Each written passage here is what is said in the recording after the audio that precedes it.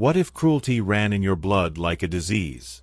In the case of Elizabeth Báthory, it wasn't just wealth or nobility that shaped her future, it was a family history soaked in sadism.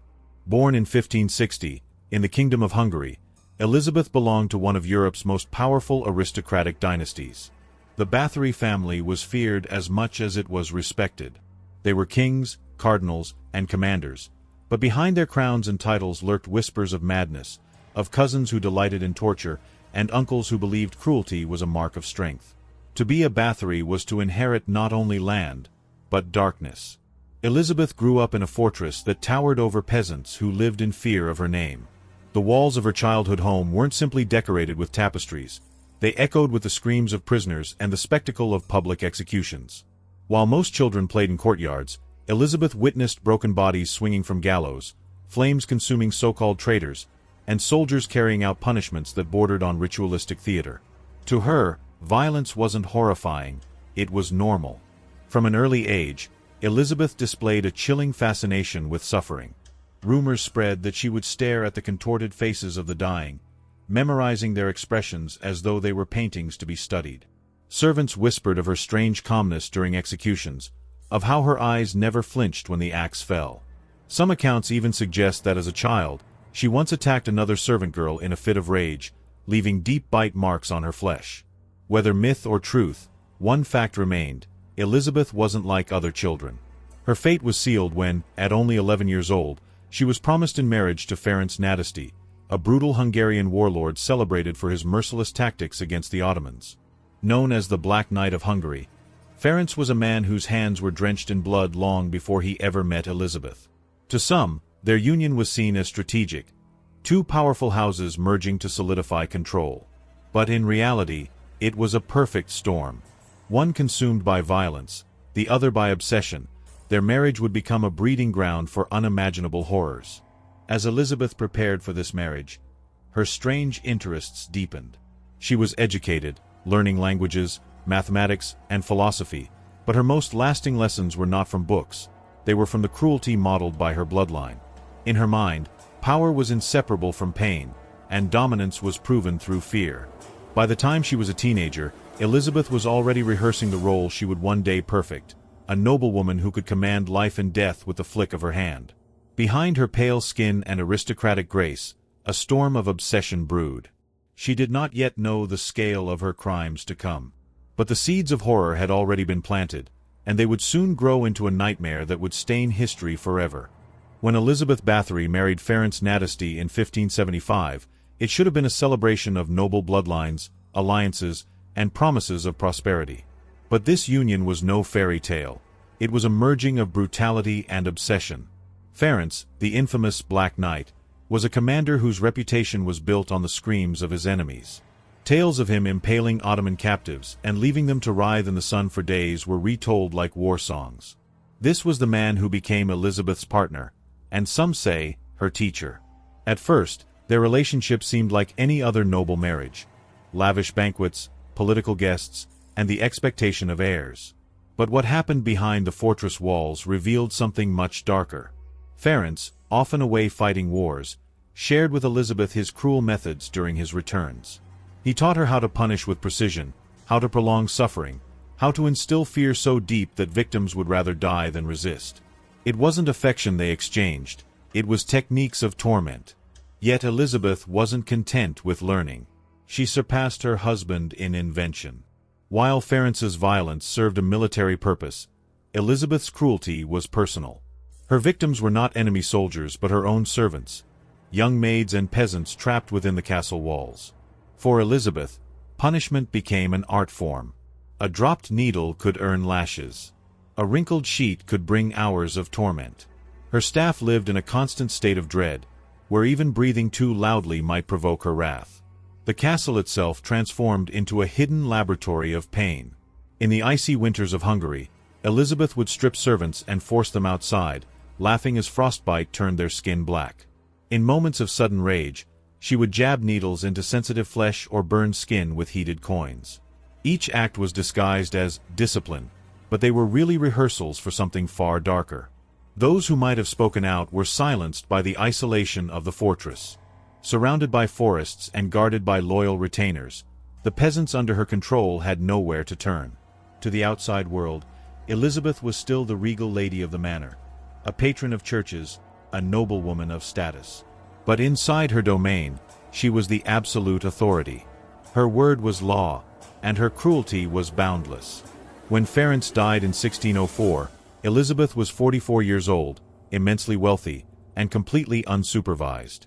The leash was gone. No husband to oversee her, no war campaigns to distract her. She now held unchecked power over hundreds of lives. The rehearsals were over. What followed was not merely cruelty, it was the birth of systematic horror. Elizabeth was ready to unleash her darkest fantasies, and her obsession with beauty and youth would drive her to commit atrocities that would echo through centuries of history. After Ferenc's death, Elizabeth Báthory's cruelty evolved into something far more monstrous. No longer satisfied with punishments or petty acts of violence, she pursued a singular obsession: the belief that young blood could preserve her youth. It began with a delusion. One day, after striking a servant, Elizabeth noticed the girl's blood on her skin. Convinced that the spot looked smoother younger, she believed she had discovered the secret to eternal beauty. What began as a whisper of vanity became a consuming religion. Elizabeth's castle transformed into a slaughterhouse. Her servants, once merely victims of her anger, became accomplices in a macabre enterprise. They were ordered to lure peasant girls from nearby villages with promises of work, food, and safety. For poor families, an invitation to the Báthory estate seemed like a blessing. Little did they know, it was a death sentence.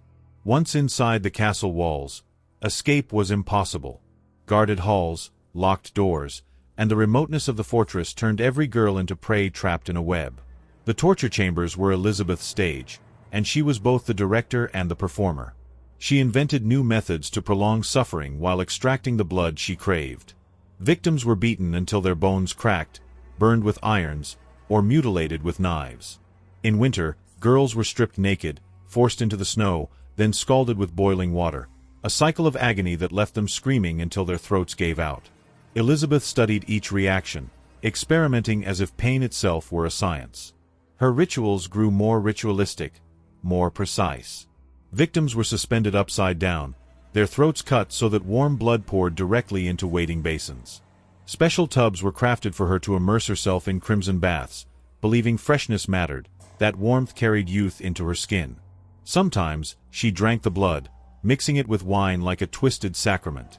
To Elizabeth, this was not murder, it was medicine, the only cure for time. The numbers are staggering. Some accounts suggest as many as 600 victims. And yet, for decades, no one intervened. Why? Because Elizabeth was untouchable. She bribed officials, showered the church with donations, and terrorized anyone who dared whisper against her. Peasants had no rights. Their daughters' disappearances were dismissed as accidents, runaways, or misfortune. Inside her echo chamber, Elizabeth thrived. Her servants flattered her, mirrors were crafted to flatter her reflection, and priests assured her nobility placed her above suspicion. She was not just committing crimes, she was building a mythology of herself, a dark goddess who consumed innocence to defy mortality. For over 20 years, Elizabeth ran her fortress like a factory of death. Every scream, every body, every drop of blood was part of her twisted pursuit of immortality. And yet, it would not be peasants who brought her reign of terror to an end, but her own arrogance. For decades, Elizabeth Báthory's cruelty remained hidden behind her fortress walls, shielded by wealth, fear, and family power. But arrogance was her undoing. After years of preying on peasants, she grew careless. Elizabeth began targeting girls of minor nobility, the daughters of lesser aristocrats. These families were not powerless. They had influence, connections, and the ability to demand answers from the king himself. Once noble blood was spilled, Elizabeth's empire of silence began to crumble. King Matthias of Hungary ordered an investigation, placing her own cousin, Count Georgi Thurzo, in charge. At first, it seemed like another cover-up. Family ties had saved her countless times before. But when Thurzo arrived at Szeged Castle in December 1610, what he found could no longer be ignored. The scene was beyond comprehension. Some victims still clung to life, mutilated and broken, begging for release. Corpses lay strewn across cold stone floors. Instruments of torture, caked with dried blood, stood like monuments to 2 decades of suffering. The walls themselves seemed to breathe with centuries of agony. Witnesses spoke of horrors that defied belief. Elizabeth biting chunks of flesh from victims, draining blood directly into chalices, forcing girls to eat their own flesh. Testimonies piled up, a chorus of voices too numerous and too damning to silence. For the first time, the mask of nobility could not hide the monster beneath. And yet, politics prevailed. To publicly try Elizabeth would expose not only her crimes but the network of priests, officials, and family members who had enabled her. Too many stood to lose everything if her atrocities were laid bare. The solution was a compromise between justice and silence. Her most loyal servants, those who had carried out her orders, were executed in public, tortured and burned alive to appease the masses. But Elizabeth herself was spared the spectacle of a trial. Instead, she was entombed alive within her own castle. A small chamber was sealed with bricks, leaving only slits for air and food. Once a queen of cruelty, Elizabeth became her own prisoner. For 4 long years, she rotted in silence, staring into the darkness of her stone coffin, her screams echoing back at her from the walls she could not escape. In 1614, at the age of 54, the Blood Countess finally died, alone, forgotten, and denied the eternal youth she craved. But death did not end her story. Elizabeth Báthory's legend outlived her body, transforming her into something larger than history. She became the archetype for vampire myths, the aristocrat who fed on innocence to preserve beauty, the noble who proved that wealth and power could shield even the most monstrous crimes. Her true legacy is not just the horror of her deeds, but the chilling reminder that evil often thrives when cloaked in privilege. The screams of hundreds of girls were ignored until power itself felt threatened. Elizabeth Báthory showed the world that vanity can become violence, and that monsters are not always born in shadows, they are often crowned in gold.